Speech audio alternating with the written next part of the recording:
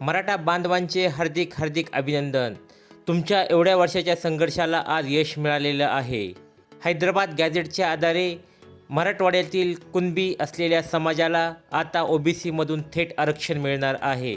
तर काय आहे हा हैदराबाद गॅझेट आणि आपल्याला कसे याचे आरक्षण मिळाले आहे ते पाहूया.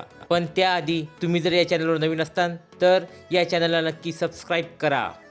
संघर्ष योद्धे मनोजदादा जरांगे पाटील यांनी विनंती करून महाराष्ट्र सरकारला हैदराबाद गॅझेट आणि सातारा गॅझेट लागू करावे अशी विनंती केली होती आणि याचा GR काढण्यासाठी एवढे मोठे आंदोलन उभा केले होते.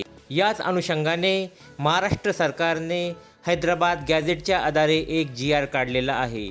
त्या GRच्या अनुसार कुणबी, मराठा कुणबी किंवा कुणबी मराठा या जातीचे प्रमाणपत्र आता देण्यात येणार आहेत.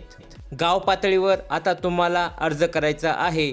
त्यामध्ये तुम्हाला तुमच्या पाहुण्यांकडून किंवा नातलगांकडून हे एक ॲफिडेविट करून घ्यायचे आहे की हा आमचे पाहुणे आहेत किंवा नातेवाईक आहेत. तसेच तुमच्या कुळामध्ये कोणालाही कुणबी प्रमाणपत्र मिळाले असेल तर तुम्ही त्याचा आधार घेऊन हे प्रमाणपत्र मिळवू शकता.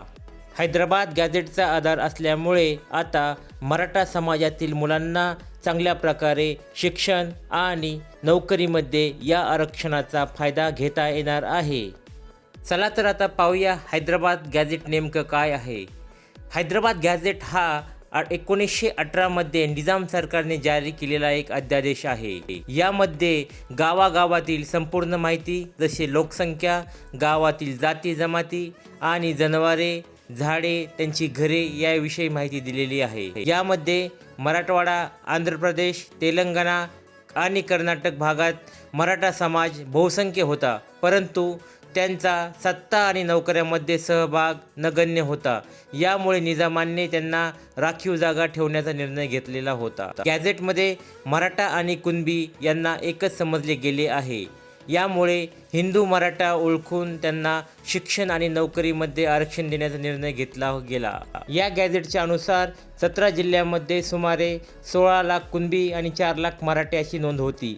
तसेच मराठा समाज हा शैक्षणिक आणि सामाजिक मागासले आहे याची सुद्धा नोंद आहे. मराठा आणि कुणबी हे एकच आहेत अशी याच्यामध्ये उल्लेख आहे. शेती करणारा हा मराठा कुणबी आहे असाही उल्लेख यात आहे. तर मराठा बांधवांनो, तुम्हाला जर हा व्हिडिओ आवडला असेल तर या चॅनलला सबस्क्राईब नक्की करा आणि तुमच्या मित्रांनाही हा व्हिडिओ शेअर करायला विसरू नका. जय हिंद, जय महाराष्ट्र.